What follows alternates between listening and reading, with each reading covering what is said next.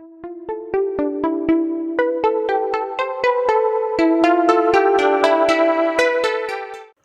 Student, आपका innovative biology में आपका स्वागत है। मैं आरती मैडम आपको बायोलॉजी सब्जेक्ट पढ़ा रही हूँ। आज हम पढ़ रहे हैं the fundamental unit of life. इसका हम 4th चैप्टर पढ़ रहे हैं। हमने 3rd चैप्टर में पढ़ा था कि सेल जो है वो उसमें प्लाज्मा मेम्ब्रेन और न्यूक्लियस तथा साइटोप्लाज्म प्रत्येक सेल में होता ही है। प्लाज्मा मेम्ब्रेन के क्या फंक्शन है, उसे सिलेक्टिवली परमेबल मेम्ब्रेन क्यों कहते हैं, तथा इसके साथ ही हमने पढ़ा था कि सेल वॉल जो है वो सभी प्लांट्स में पाई जाती है परंतु एनिमल्स में ये एब्सेंट होती है। इसके बाद हमने न्यूक्लियस पढ़ा था। न्यूक्लियस जो है वो कंट्रोलर ऑफ द सेल कहलाता है। और इसके साथ ही हमने साइटोप्लाज्म पढ़ा कि साइटोप्लाज्म जो है एक फ्लूइड होता है जिसमें सभी प्रकार के सेल ऑर्गेनिल्स पाए जाते हैं। आज हम पढ़ रहे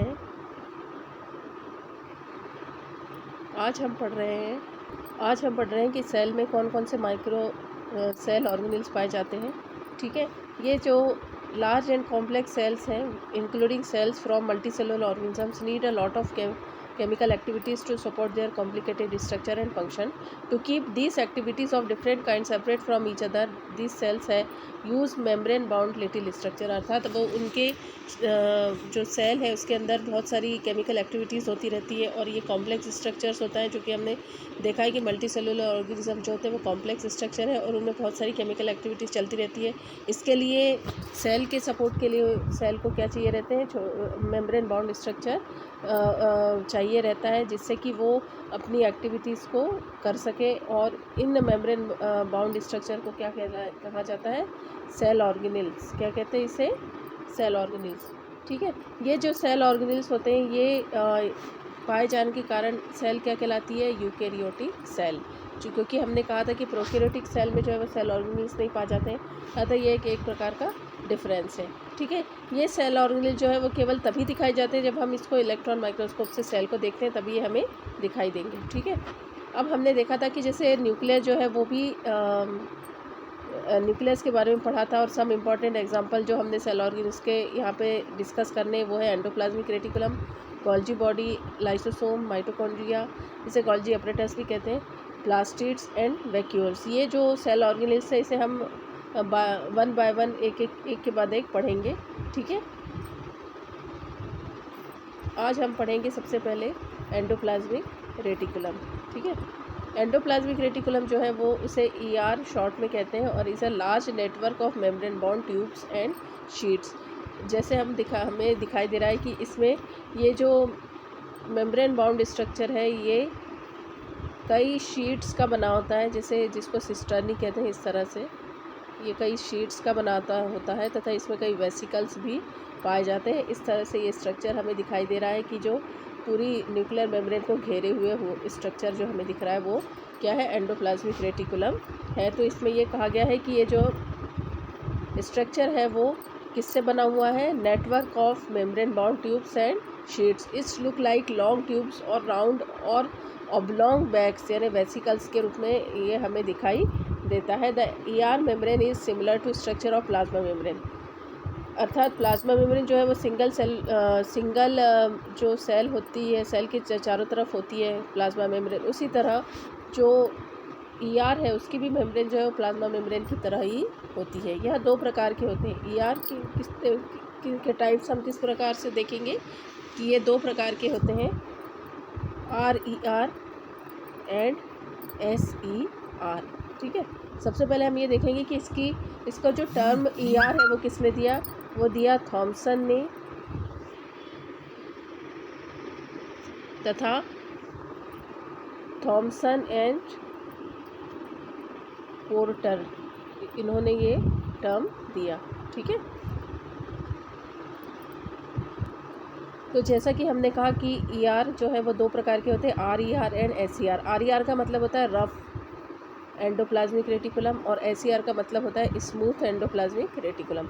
रफ का मतलब क्या होता है कि इसकी जो मेम्ब्रेन होती है उसके ऊपर छोटे छोटे गोले पाए जाते हैं, जिसको क्या कहते हैं, राइबोसोम। क्या कहलाते हैं ये राइबोसोम कहलाते हैं। ठीक है, ये राइबोसोम पाए जाना ये हमें बताता है कि ये जो साइट है ये प्रोटीन सिंथेसिस की साइट है, अर्थात यहाँ प्रोटीन की सिंथेसिस होनी है।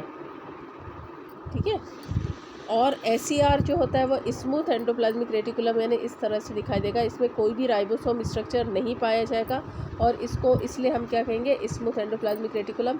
यह स्मूथ एंडोप्लाज्मिक रेटिकुलम जो है वो फैट मेटाबॉलिज्म से संबंधित है, फैट से संबंधित होता है, इसका प्रोटीन से कोई भी संबंध नहीं होता। ठीक है, ये सभी चीज़ें हमें कब दिखाई देती है, रफ और जो SER और RER ये हम तब देख सकते हैं जब हम जो एंडोप्लाज्मिक रेटिकुलम को हम देख रहे हैं किसके द्वारा, अंडर माइक्रोस्कोप के द्वारा। ठीक है,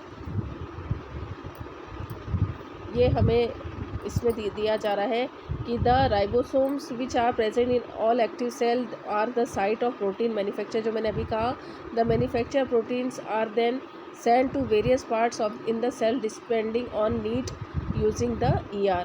the SER help in the manufacture of fat molecules और lipid important for cell function. जैसे मैंने कहा फैट मेटाबॉलिज्म या फैट के बनाने में जो है वो SER हमें हमारी हेल्प या सेल की हेल्प करता है। SER किसकी हेल्प करता है, सेल की हेल्प करता है फैट बनाने में। ठीक है, some of the proteins and lipids help in the building the cell membrane. This process is known as membrane biogenesis. यानी कुछ जो होते हैं वो प्रोटीन और लिपिड जो होते हैं वो सेल मेम्ब्रेन बनाने में काम करते हैं, इसे क्या कहते हैं, बायोजेनेसिस। ठीक है, some other proteins and lipids function as enzyme and hormones. कुछ जो प्रोटीन और लिपिड क्या काम कर रहे हैं, एंजाइम और हार्मोन बनाने का भी काम करते हैं। ठीक है, तो इस तरह से जो ER है वो एक तरह से चैनल है for the transport of materials between various region of the cytoplasm और between the cytoplasm and the nucleus. क्योंकि हम ये देख रहे हैं कि ये कहाँ पाया जा रहा है, न्यूक्लियस और साइटोप्लाज्म के बीच में ही ये पाया जा रहा है। दिख रहा है हमें, ये न्यूक्लियस है और ये साइटोप्लाज्म है, इसके बीच में ही ये एंडोप्लाज्मिक रेटिकुलम पाया जाता है। ठीक है, तो उनके ही बीच ये प्रोटीन और लिपिड का आदान प्रदान भी इसी के द्वारा होता है। ठीक है,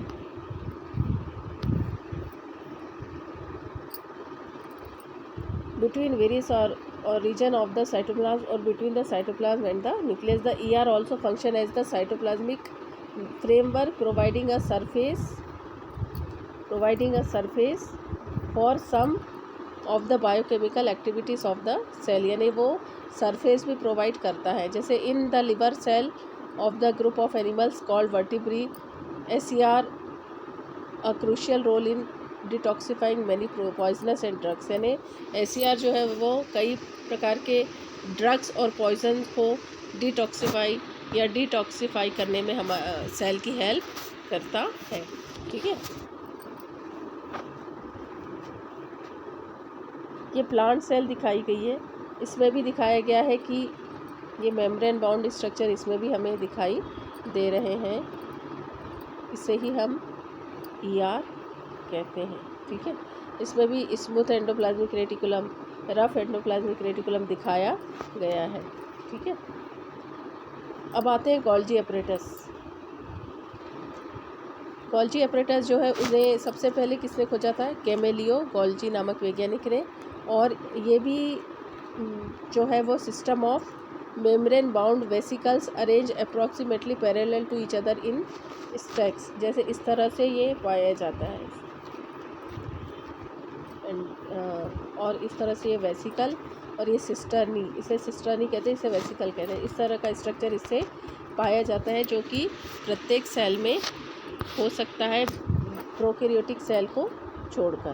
ठीक है, हमें ये दिखाई देगा, इसमें हम देख सकते हैं, ये दिखाई दे रहा है सभी को, ये है गोल्जी अपरेटस। ठीक है, और ये गोल्जी अपरेटस जो होता है वो प्लांट सेल में इसे डिक्टियोसोम कहते हैं। क्या कहते हैं, डिक्टियोसोम। ठीक है, डिक्टियोसोम कहते हैं। तो इस तरह से हम ये देखेंगे कि जो गोल्जी अपरेटस है उसकी खोज कौन से वैज्ञानिक ने की, ये अब हम देखेंगे। ठीक है, इसमें लिखा है कि the first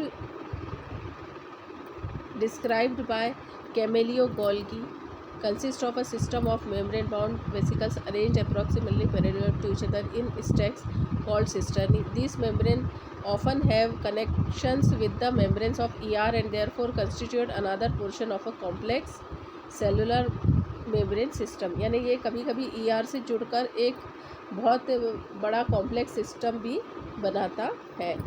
The material synthesized near the ER is packaged and dispatched to various targets inside the outside of the cell through the Golgi apparatus. ठीक है, पैकेजिंग मटेरियल से या पैकेजिंग से संबंधित होता है, इसलिए इसे क्या कहते हैं, export house of the cell भी कहलाता है. क्या कहलाता है, export house of the cell, क्योंकि ये जो लिपिड प्रोटीन बनता है उसको पैकेज्ड करने का काम इसके द्वारा ही किया जाता है. ठीक है, इसके साथ ही हम देखते हैं कि इन सम केसेस कॉम्प्लेक्स शुगर्स में भी made from simple sugar in Golgi apparatus. Complex sugar जो होती है वो सिंपल शुगर में कन्वर्ट होती है यहाँ पे. ठीक है, और ये लाइसोसोम बनाने के काम भी आता है. एक प्रकार का सेल ऑर्गेनेल से लाइसोसोम, जिसे सुसाइडल बैग्स भी कहते हैं, क्योंकि ये अपने ही सेल के ऑर्गेनेल्स को खा जाता है या उसको डिस्ट्रॉय कर देता है, इसलिए इसे सुसाइडल बैग्स कहते हैं. तो इसका फॉर्मेशन करने का काम भी किसका है, गोल्जी एपरेटस का है.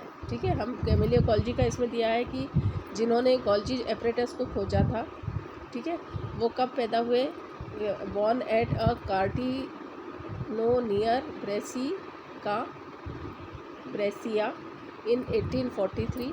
ही studied medicine at the universities of Pavia. वो मेडिसिन की स्टडी उस समय कर रहे थे. After graduating in 1861 he constituted to work in Pavia hospital of Saint Matteo. At the time most of his investigation were concern with the nervous system. ये nervous system पर कार्य कर रहे थे. 1875 में he accepted the post of chief medical officer at the hospital for the chronically sick at Abbiategrasso.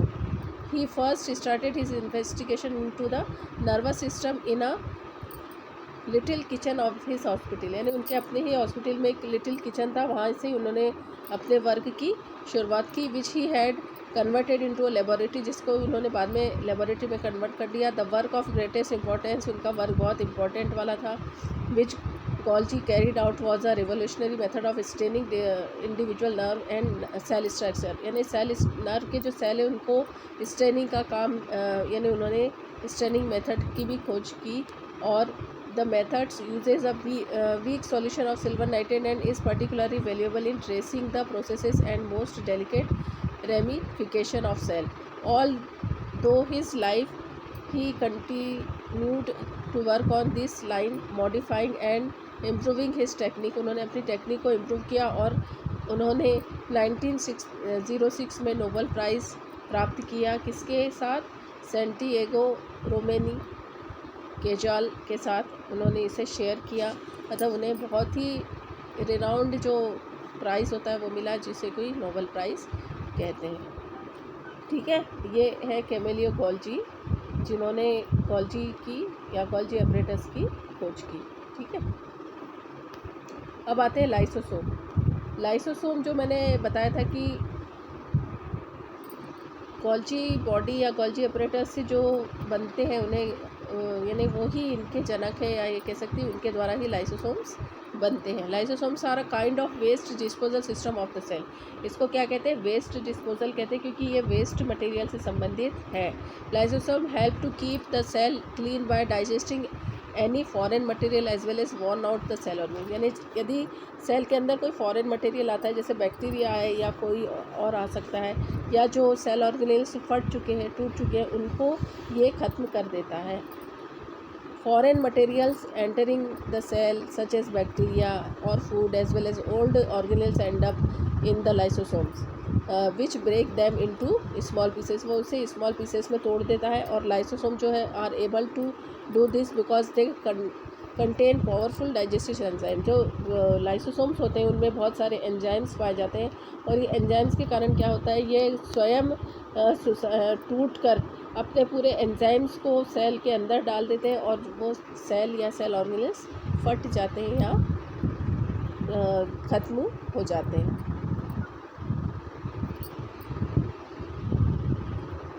ठीक है, यहाँ पे लिखा है, जैसे कि यहाँ पे लिखा है कि for example when cell gets damaged, क्या होती है, सेल डैमेज होती है, लाइसोसोम्स में बर्स्ट, यानी लाइसोसोम बर्स्ट हो जाता है, and the enzyme digest their own cell, यानी उनकी ओन सेल को वो एंजाइम जो होता है वो खा लेता है। Therefore lysosomes are also known as the suicidal bags of the cell, इसे suicidal bags of the cell भी इसलिए कहते हैं क्योंकि वो स्वयं के ही सेल ऑर्गेनेल से स्वयं की सेल को डाइजेस्ट कर लेते हैं। Structurally lysosomes are the membrane bond sacs filled with digestive enzymes, these enzymes made up by RER। हमने देखा है कि जो एंडोप्लाज्मिक रेटिकुलम होता है उसमें दो प्रकार के होते हैं, एक RER होता है और एक होता है SER जो कि स्मूथ होता है, और एक में राइबोसोम होता है। तो जो राइबोसोम वाला पोर्शन है वो ही क्या करता है, लाइसोसोम के जो एंजाइम्स हैं उनको बनाने का काम करता है। ठीक है, तो आज